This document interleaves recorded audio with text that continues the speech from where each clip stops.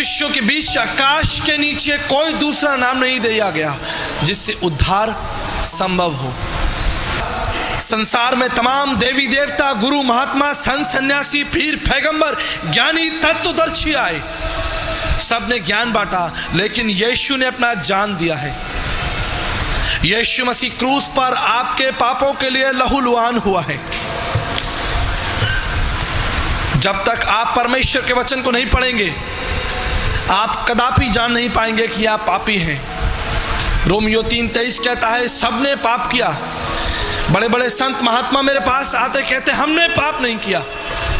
हम तो महात्मा लोग हैं, हम तो ज्ञानी लोग हैं, हम तो शास्त्री और फरीसी लोग हैं, हमने कौन सा पाप किया है? तुम्हारी बाइबल में लिखा है सबने पाप किया है, तुम मानो, ये तुम्हारी बाइबल है।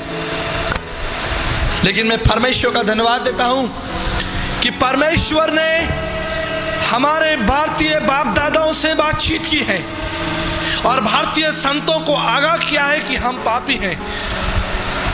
पापम पापात्मा पाप कर्मा पाप समा त्राहिमा में पुंडरक्षाम सर्व पाप हरे हरे। वैष्णव ब्राह्मण प्रार्थना मंत्र, परमेश्वर मैं पापी हूं और मैंने आपकी दृष्टि में पाप किया है। संत डोंगरे जी महाराज भागवत रहस्य में कहते हैं, हर व्यक्ति ने जो इस स्थान पे है, जो इस पृथ्वी पर पैदा हुआ है, उसने मन और वचन और कर्म से पाप किया है। कोई नहीं कह सकता कि मैंने पाप नहीं किया। अस्तोमा सद्गमय तमसोमा ज्योतिर्गमय मृत्युमा अमृतगमय, हम सभी असत्य में थे। भारतीय दर्शन के 33 करोड़ देवी देवताओं के होने के बाद भी भारतीय दर्शन इस बात की प्रार्थना को पुकार रहा है, हम असत्य में हैं, हमें सत्य में लेकर चलो। हम अंधकार में हैं, हमें ज्योति में लेकर चलो। हम मृत्यु में हैं, हमें अमर जीवन के लिए लेकर चलो। मैं आपको कल बता रहा था अर्जुन के अनुभव को, जब उसने श्री कृष्ण से कहा मैं पापी हूं और मेरे पाप को कौन छुड़ाएगा, मेरे पाप से कौन मेरी रक्षा करेगा। मैंने आपको बताया कि अर्जुन को श्री कृष्ण ने कहा, तुम्हें शरणम गच्छ सर्व भावेन भारतम तत्व प्रसादनम प्रशासिति शाश्वतम। अर्जुन, तुम उस परमेश्वर के पास जाओ जो तुम्हारे पापों को क्षमा करेगा। तुम्हारे पाप कौन क्षमा करेगा? वो परमेश्वर जिसके अनुग्रह से तुम्हारे पाप क्षमा होंगे। ऋग्वेद के 10वें मंडल 133-66 खंड को मैं आपके सामने रखता हूं। परमेश्वर, आप महान परमेश्वर हैं, आप हम पर दया करिए और हमारे समस्त पापों को हमारे जीवन से दूर करिए। ऋग्वेद उसका 7वां मंडल 86 2 से 7 पद को मैं आपके सामने रखता हूं। पाप ने हमको घेर लिया है, पाप ने हमको घेर लिया है, हमारी सहायता करिए, इस बंधन से हमें स्वतंत्र करिए। ऋग्वेद 7वां मंडल उसका 89-3 पद, परमेश्वर मुझ पर दया करिए, मुझे दंड मत दीजिए, मेरे पापों के लिए मुझे दंड मत दीजिए, मैंने पाप किया है, आपकी दृष्टि में मुझे दंड मत दीजिए। ऋग्वेद 7:89 में लिखा है, आपकी दया से मैं शुद्ध हो जाऊंगा, आपकी दया से मैं बच जाऊंगा। ऋग्वेद 5 अध्याय उसके 8 और 78 पद में लिखा है, इन समस्त पापों को मेरे जीवन से दूर कर दीजिए। भारतीय दर्शन के दार्शनिक और तत्वदर्शी लोग इस बात से मुकर नहीं रहे कि वो पापी हैं। हम सब ने पाप किया है। ऋग्वेद के 10वें मंडल 90 पद में लिखा है, स्वयं परमेश्वर इस पाप के बंधन को तोड़ने के लिए इस पृथ्वी पर देह रूप धारण करेगा, जो देह के रूप में प्रकट होकर स्वयं का बलिदान चढ़ा देगा। जब तक वो बलिदान नहीं चढ़ाया जाएगा, तुम्हारे पाप क्षमा नहीं होंगे। जब हम न्याय के अधीन होते हैं, तो दंड कर हमें चुकाना पड़ता है, दंड हमको देना पड़ता है जब न्याय हमारे ऊपर हावी हो जाता है। अमेध्यो वे पुरुषो अन्यत्र वदन्ति, अमेध्यो वो पुरुषो अन्यत्र वदन्ति। सब ने पाप किया, लेकिन उन समस्त पापों के लिए परमेश्वर की उपस्थिति इस बंधन को तोड़ सकती है। हालेलुया। आप ध्यान दीजिए, संपूर्ण जीवन आप झूठ बोलते हैं, संपूर्ण जीवन आप व्यभिचार, लड़ाई झगड़ा, मार काट, अपमान, बुराइयां, तमाम उन पापों को साधारण आप सोचते हैं कि मैं कोई पाप नहीं कर रहा हूं, लेकिन आप प्रत्येक क्षण पाप कर रहे हैं। यहोवा परमेश्वर की दृष्टि में, चाहे आप माने ना माने, आप किसी भी जाति, समाज, कुल, भाषा, क्षेत्र, रंग रूप के क्यों ना हो, आप पाप के अधीन हैं। और इस पाप से छुटकारे के लिए स्वयं परमेश्वर का हस्तक्षेप जरूरी है। देवानुग्रह हेतुक्रम उस परमेश्वर की, मांत्रिक उपनिषद, उस परमेश्वर के अनुग्रह से ही तुमको पाप से क्षमा मिलेगी, दूसरा कोई रास्ता नहीं है। ना योगेन सांख्यन कर्मणा नो ना विद्याया ब्रह्मकित मोक्ष विद्यते सिद्धाय नान्यथा। विवेक चूड़ामणि 56 में लिखा है। भारत के तत्वदर्शी लोग लिखते हैं, उस पाप के बंधन के लिए माला फेरने से कोई लाभ नहीं होगा, उस पाप के बंधन को तोड़ने के लिए चढ़ावा चढ़ाने से कोई लाभ नहीं होगा, उस पाप के बंधन को तोड़ने के लिए तीर्थ स्थानों पर घूमने से कोई लाभ नहीं होगा, ऊंचे पहाड़ों पर चढ़ने से कोई लाभ नहीं होगा, नदियों में स्नान करने से कोई लाभ नहीं होगा। न योगेन न सांख्यन कर्मणा नो न विद्याया, तुम्हारे धर्म के कामों से भी कोई लाभ नहीं होगा। क्यों? क्योंकि मनुष्य स्वयं अपने पाप के बंधन को नहीं तोड़ सकता। अगर स्वयं मनुष्य अपने पाप के बंधन को तोड़ सकता तो परमेश्वर को मनुष्य रूप धारण कर इस पृथ्वी पर भयंकर मौत को सहने की कोई आवश्यकता नहीं होती। अगर मनुष्य अपने पाप के बंधन से स्वयं फारिग हो जाता तो यीशु को अपने ऊपर थुकवाने की आवश्यकता नहीं होती, प्रभु यीशु मसीह को कोड़े खाने की आवश्यकता नहीं होती, प्रभु यीशु मसीह को लात और घूंसे खाने की आवश्यकता नहीं होती, प्रभु यीशु मसीह को क्रूस पर भयंकर मौत सहने की आवश्यकता नहीं होती। अगर मनुष्य अपनी बुद्धि से उस पाप के बंधन से बाहर निकलता। आदि में वचन था, वचन परमेश्वर था और वचन देदारी हुआ। वचन इसलिए देदारी हुआ कि वो तुम्हारे पापों को तुम्हारे जीवन से दूर कर दे। देखो, ये परमेश्वर का मेमना है जो जगत के पापों को उठाकर ले जाता है। यही तो प्रार्थना कर रहे हैं ऋग्वेद के लिखने वाले कि परमेश्वर आप दया करिए, आप हस्तक्षेप करिए, आप मेरे पापों से मुझे स्वतंत्र करिए, आप मुझे इस पाप के भयंकर चक्र से बाहर निकालिए। मौसम कौन कुटिल खलखामी, पापी कौन बड़ो है मुझसे, सब पतितन में नानी, सब पापों में अधिक पापी मैं हूं। गीता के 3 अध्याय 13 पद में लिखा है, यज्ञ शिष्टान्य संतो मुच्यते सर्व क्लेश। जब तक परमेश्वर यज्ञ नहीं करेगा, जब तक स्वयं परमेश्वर यज्ञ नहीं करेगा, तब तक मनुष्य जाति के लिए उद्धार का द्वार नहीं खुलेगा। ये यज्ञ क्या है और इसे परमेश्वर कैसे करेगा?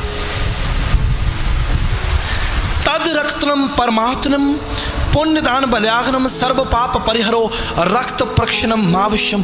जब तक परमेश्वर स्वयं अपना लहू ना बहाए, ध्यान दीजिए, जब तक स्वयं परमेश्वर का लहू नहीं बहेगा, मनुष्य जाति के पाप का बंधन नहीं टूटेगा। ये बाइबल में नहीं लिखा है, बृहदारण्य का उपनिषद में लिखा है।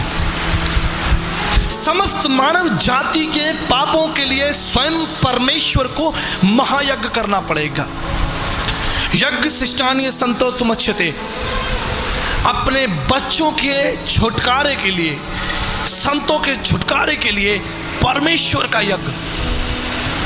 आप समझ रहे हैं कौन है वो परमेश्वर और कैसे वो मेरे पापों को क्षमा करेगा?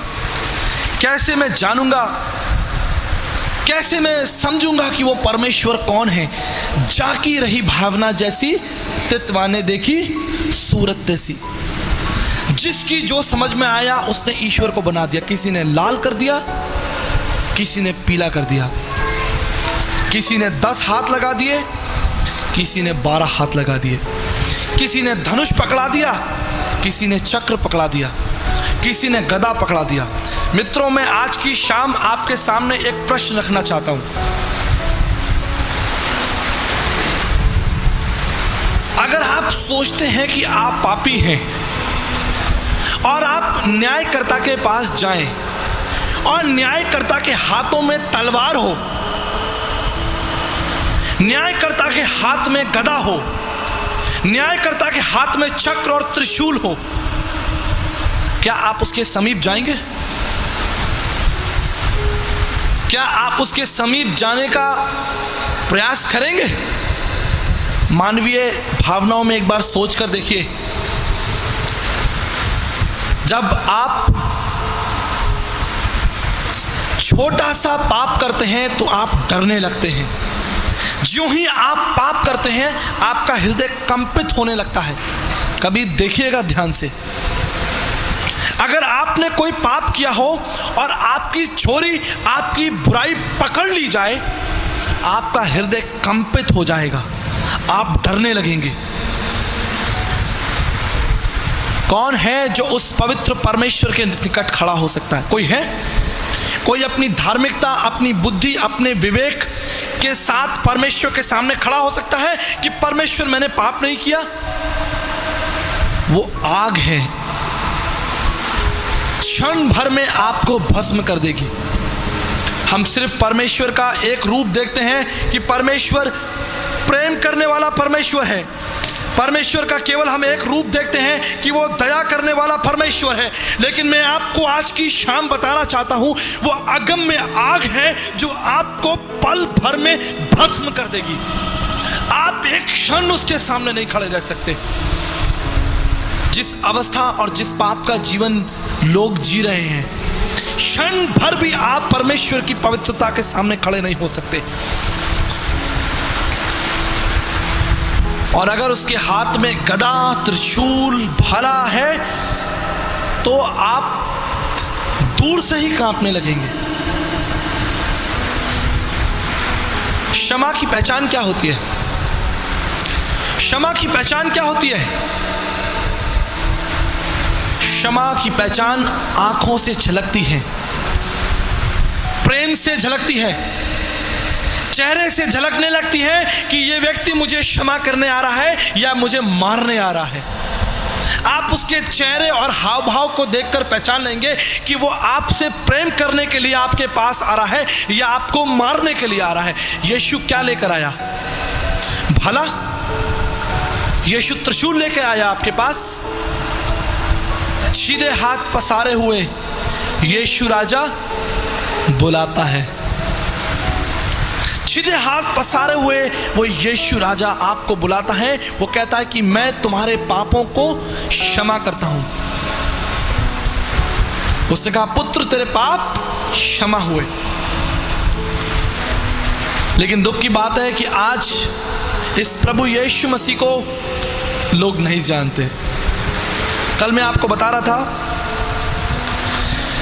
बाइबल के पुराने नियम में 44 बार 44 टाइम्स प्रभु यीशु मसीह का सुंदर वर्णन मिलता है। यद्यपि पूरी बाइबल प्रभु के सच्चाई, प्रेम और प्रभु की दया और प्रभु के कारणों से भरी है, लेकिन पुराने नियम में 44 बार प्रभु यीशु मसीह का इस पृथ्वी पर आना, उसके पैदा होने का स्थान, उसके मरने का स्थान, उसके जीवन का पूरा रूप 44 टाइम्स सुंदर तरीके से लिखा है।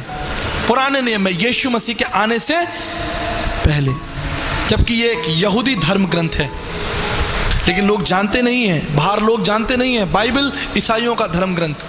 बाइबल मतलब ईसाइयों की किताब, लोगों को कुछ नहीं मालूम। लेकिन आपको जानकर आशीष मिलेगी, 37 टाइम, 37 बार भारतीय दर्शन के वेद पुराणों में यीशु मसीह का उल्लेख आया। आमीन। 37 टाइम प्रभु यीशु मसीह का सुंदर वर्णन आया है। जो प्रभु को मिलबो चाहे, खोज शब्द में ले। गुरु नानक साहब ने कहा है, जो परमेश्वर को ढूंढना चाहता है वो उसको कहां ढूंढ ले? शब्द में, वचन में ढूंढ ले, क्योंकि आदि में और वचन देहधारी हुआ। यीशु मसीह कोई संत नहीं है, यीशु मसीह कोई महात्मा नहीं है। यीशु मसीह विराट अगम्य परमेश्वर है, जिसने आकाश और पृथ्वी की नींव डाली है। शायद ये बात हमारे लिए साधारण हो, लेकिन जब तक आप इस सफ़ेद किताब काले अक्षरों को नहीं पढ़ेंगे, तब तक आप कभी नहीं समझ पाएंगे कि यीशु मसीह कौन है। चाहे मैं इस स्थान पर खड़ा होकर 3 दिन तक प्रचार करता रहूं, आप नहीं समझेंगे जब तक आप स्वयं इस पुस्तक को उठाकर नहीं देख लेते ये क्या है। भारतीय दर्शन में 8 मुख्य बातें मैं आपको बताता हूं परमेश्वर को जानने के लिए। संसार में, ना केवल भारत में, संपूर्ण संसार में देवी देवताओं की कमी नहीं है। भारत में 33 करोड़ देवी देवताओं का लक्ष्य है, लेकिन ब्रह्म विद्या उपनिषद 31 पद में लिखा है कि वो परम आत्मा है। क्या है वो? परम आत्मा, सुप्रीम स्पिरिट। कौन है परमात्मा? कैसे जानेंगे हम उस परम आत्मा को जब तक वो अपना परिचय ना बताए? यीशु ने कहा, मैं इस संसार का नहीं हूं। मैं कहां से आया हूं? स्वर्ग से आया हूं। स्वर्ग में कौन रहता है? परमेश्वर। परमेश्वर का वचन कहता है कि वो उसका सिंहासन है और पृथ्वी उसके पांव की चौकी है। कोई स्वर्ग में नहीं गया जब तक प्रभु ना चाहे। परमेश्वर का वचन, बाइबल कहती है, वो परमेश्वर का सिंहासन है। वो सिंहासन के निकट कौन जा सकता है? जिसने परमेश्वर के विरोध में जीवन जिया है इस पृथ्वी पर, वो परमेश्वर के राज्य में कदापि प्रवेश नहीं करेगा। मुंडक उपनिषद 1:2-12 में लिखा है, वो श्रोत्यम है, वो सब बातों का जानने वाला है। आपको मालूम है, यीशु मसीह जब इस संसार में था तो उपनिषदीय लक्ष्य को, श्रोत्यम, वो सब बातों का जानने वाला है, उसने पूरा किया। उसने क्या कहा? मैं भविष्यवक्ताओं की पुस्तकों को लोप करने नहीं, पूरा करने आया हूं। उसको ज्ञात था कि कौन चेला मुझे पकड़वाएगा। हालेलुया। यीशु को ज्ञात था कि वो सिक्का कहां मिलेगा। यीशु को ज्ञात था कि मैं शास्त्री और फरीसियों के हाथों पकड़वाया जाऊंगा। यह परमेश्वर की पहचान है। भारतीय दर्शन के मुंडक उपनिषद 1:2-12 में लिखा है, परमेश्वर सर्वज्ञानी है, वो सब जानता है। यीशु को पता था कि आज की रात भयानक रात है। यीशु को पता था कि कल सवेरे में शास्त्री और फरीसियों के हाथ मारा जाऊंगा। यीशु को पता था कि मैं तीसरे दिन मुर्दों में से जी उठूंगा। यीशु को पता था कि मैं फिर 40 दिन इस पृथ्वी पर रहूंगा। हालेलुया। भारतीय दर्शन की इस प्रार्थना को कि परमेश्वर श्रोत्यम है, वो श्रुतियों का ज्ञाता है, वो भविष्य का ज्ञाता है, इस कारण को सिर्फ और सिर्फ प्रभु यीशु मसीह ने किया। भारतीय दर्शन के मुंडक उपनिषद 1:21-2 के अनुसार ब्रह्मनिष्ठम, पूर्ण परमेश्वर, आंशिक परमेश्वर नहीं, पूर्ण परमेश्वर। यीशु मसीह कोई संत महात्मा नहीं था, यीशु मसीह कोई ज्ञानी पुरुष नहीं था, यीशु मसीह कोई दिव्य कोई कारण नहीं था। ब्रह्मनिष्ठम, पूर्ण परमेश्वर मनुष्य पर, इस पृथ्वी पर मनुष्यों के बीच में पूर्ण परमेश्वर। फिलिप्पुस ने यीशु मसीह से क्या कहा कि पिता को दिखा दे। यीशु ने यह नहीं कहा कि फिलिप्पुस मैं तुझे पिता को शाम को दिखाऊंगा। यीशु ने यह नहीं कहा कि फिलिप्पुस तू उसकी आराधना करता रहे और एक दिन तू पिता को देख लेगा। यीशु ने यह नहीं कहा कि फिलिप्पुस जिस दिन तू मरेगा उस दिन तू पिता को देख पाएगा। फिलिप्पुस को यीशु मसीह ने उत्तर दिया कि मैं पिता हूं, ब्रह्मनिष्ठम, मैं हूं वो परमेश्वर जो तेरे सामने खड़ा है, मैं हूं ब्रह्मनिष्ठम। मुंडक उपनिषद 1:21-2 के इस पद को प्रभु यीशु मसीह ने पूरा किया। उसने कहा मैं हूं पूर्ण परमेश्वर, बिना मेरे द्वारा कोई स्वर्ग में प्रवेश नहीं कर सकता। स्वर्ग के फाटकों को खोलने वाला सिर्फ एक नाम, वो नाम है यीशु मसीह। भारतीय दर्शन के अनुसार दो प्रकार के विकल्प हमारे सामने हैं, ऐतिहासिक और अऐतिहासिक, हिस्टोरिकल एंड नॉन हिस्टोरिकल। संत तुलसीदास जी कहते जाकी रही भावना जैसी, तित्वा ने देखी सूरत ऐसी। किसी ने 10 हाथ लगाए, किसी ने 10 सर लगाए, किसी ने 10 हाथों में शस्त्र पकड़वा दिए, किसी ने लाल कर दिया, किसी ने पीला कर दिया। ये मैं नहीं कह रहा हूं, आदरणीय संत तुलसीदास जी कह रहे हैं। जिसकी भावना जैसी हुई उसने ईश्वर को वैसा रूप दे दिया। किसी ने ईश्वर की पूंछ लगा दी। रोमियो का पहला अध्याय खोलिए, देखिए मनुष्य जाति का पाप सिर्फ ये नहीं है कि हम झूठ बोलते हैं, चोरी करते हैं, डाका डालते हैं, मक्कारी करते हैं, क्योंकि ऐसे बहुत से काम आपने नहीं किए हैं।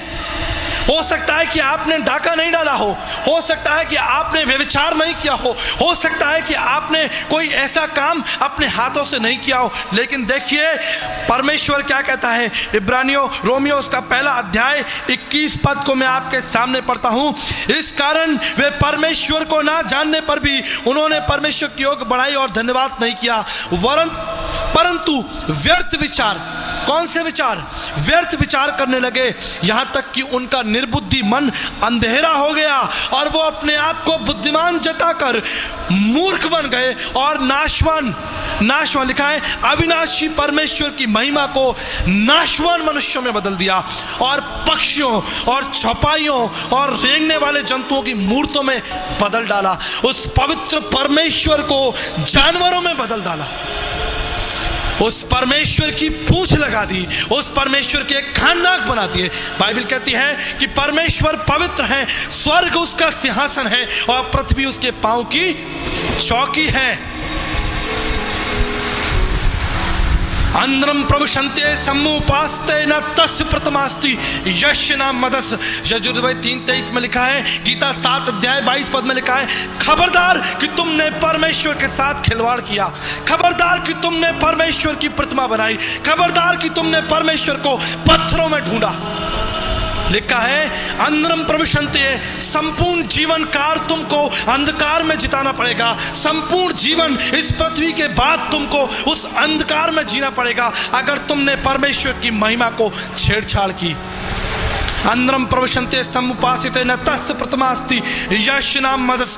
परमेश्वर जो पवित्र है, तस्य प्रतिमा उसकी मूर्ति नहीं होती, जो पवित्र है, जो निष्कलंक है, सर्वव्यापी है, आत्मा है। He is the most high. You cannot dare to imagine. आप उसको लाल और पीला नहीं कर सकते मेरे मित्रों। प्रिय दर्शकों, हम प्रभु यीशु मसीह के मीठे पवित्र नाम से भाई जेबी क्रिश्चियन और उनके पूरे परिवार को आशीष देते हैं। क्योंकि उनके आर्थिक सहयोग और उनके प्रार्थना के सहयोग से आज का एपिसोड यीशु सत्संग आप तक पहुंचने में हमारी सहायता की गई है। मैं एक पद उनके परिवार के लिए, उनके बच्चों के लिए पढ़ना चाहूँगा।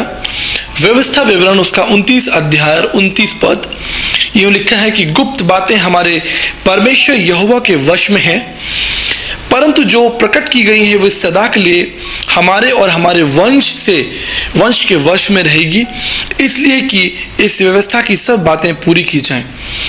प्रिय दर्शकों, हम विश्वास करते हैं कि पवित्र बाइबल में लिखी गई सारी प्रतिज्ञाएं भाई जे बी क्रिश्चियन और उसके परिवार में पूरी की जाएं। उनके बच्चों पर प्रभु यीशु मसीह का अभिषेक हो और वो बच्चे और वो परिवार प्रभु के प्रेम और प्रभु की सनातन सच्चाई और प्रभु की आशीषों में बढ़ता जाए। हम उस परिवार को प्रभु यीशु मसीह के नाम से आशीष देते हैं। साथ ही प्रार्थना करते हैं तमाम उन लोगों के लिए जिन्होंने अपने सहयोग के द्वारा इस कार्यक्रम को आशीष दी है, अपने आर्थिक सहयोग के द्वारा, अपनी प्रार्थना निवेदनों के द्वारा हमें उठाया है। हम तमाम उन दर्शकों के लिए प्रार्थना करते हैं जो अपनी प्रार्थना निवेदनों को हमारे कॉल सेंटर में यीशु सत्संग में हमारे साथ बांटते हैं। हम उनके लिए प्रार्थना करते हैं और हम विश्वास करते हैं कि प्रभु अपने समय से अपनी प्रतिज्ञाओं को पूरा करने में योग्य और सक्षम परमेश्वर है। हम अभी भी उन लोगों के लिए प्रार्थना करते हैं जो यीशु मसीह के महान प्रेम और बलिदान से वंचित हैं। वो नहीं जानते कि प्रभु यीशु मसीह का प्रेम उनके परिवारों के लिए, उनके जीवन के लिए कितना आवश्यक है। हम प्रार्थना करते हैं कि उन परिवारों में प्रभु यीशु मसीह की शांति हो। हम प्रार्थना करेंगे तमाम उन लोगों के लिए जो नशे में, बुराइयों में, ड्रग्स में, बुरी बातों में, लड़ाई झगड़े में, अंधकार में और तमाम प्रकार की समस्याओं में ग्रसित हैं, जिन्होंने अपने जीवन का उद्देश्य खो दिया है। हम विश्वास करते हैं कि पवित्र बाइबल जो जीवन के उद्देश्य के विषय में बात करती है, जीवन की प्रकटीकरण के विषय में बात करती है, उसकी प्रतिज्ञाएं आपके जीवन में पूरी हो। आइए हम इन बातों के लिए प्रार्थना करें और प्रभु यीशु मसीह का धन्यवाद करें।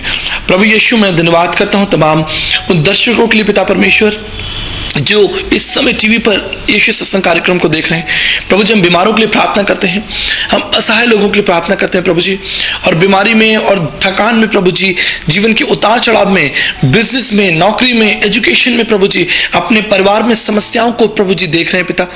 हम यीशु मसीह के मीठे पवित्र नाम से विश्वास करते हैं, प्रार्थना करते हैं प्रभु जी कि ये समस्याएं उनके जीवन से दूर की जाए पिता परमेश्वर, और पवित्र आत्मा का अभिषेक उनके ऊपर उंडेला जाए।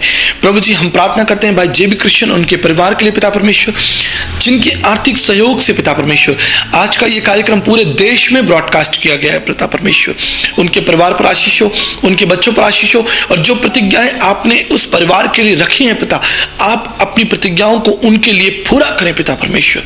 उनके बच्चों की सहायता करें, उनके भविष्य में पिता परमेश्वर आप उनकी सहायता करें। हम प्रार्थना करते हैं प्रभु जी तमाम उन लोगों के लिए प्रभु जी जो अपनी प्रार्थना निवेदन को हमारे साथ बांट रहे हैं, हम उनके लिए प्रार्थना करते हैं और अभी भी प्रार्थना करते हैं प्रभु जी उन लोगों के लिए जो आपके प्रेम से वंचित हैं, आपकी सच्चाई से वंचित हैं पिता परमेश्वर। उन पर आपकी आशीष हो, उन पर आपकी दया हो पिता परमेश्वर। भारत देश पर प्रभु जी यीशु मसीह शांति हो प्रभु जी। जगह जगह लड़ाई झगड़े पिता परमेश्वर और दुख की प्रभु जी समाचार हमें मिल रहे हैं पिता परमेश्वर। इस देश में शांति हो पिता परमेश्वर। हम प्रार्थना करते हैं, धन्यवाद करते हैं पिता परमेश्वर। यीशु मसीह के नाम से इस प्रार्थना को मांगते हैं, आमीन। प्रिय दर्शकों, हम आपसे प्रार्थना करना चाहेंगे कि हमारे इस कार्यक्रम के लिए आप अपने आर्थिक सहयोग को, अपनी प्रार्थनाओं को हमारे लिए बोएं, ताकि हम इस देश में सच्चाई का, परमेश्वर के वचन का बखान करते रहें कि परमेश्वर कितना सच्चा परमेश्वर है, उसकी भलाइयों का वर्णन करते रहें और यीशु सत्संग कार्यक्रम टीवी पर, शुभ संदेश टीवी पर जारी रहे। हम धन्यवाद करते हैं। स्क्रीन पे दिए गए नंबरों पर आप फोन कर हमारे सहयोगी बन सकते हैं, हमसे बातचीत कर सकते हैं, अपनी प्रार्थना निवेदनों को हमारे साथ बांट सकते हैं। हम विश्वास करते हैं कि आपकी प्रार्थना, हमारा प्रयास एक दिन निश्चित इस देश में उद्धार और आशीष का कारण बनेगा। जय यीशु, जय भारत। प्रभु आपको आशीष दे।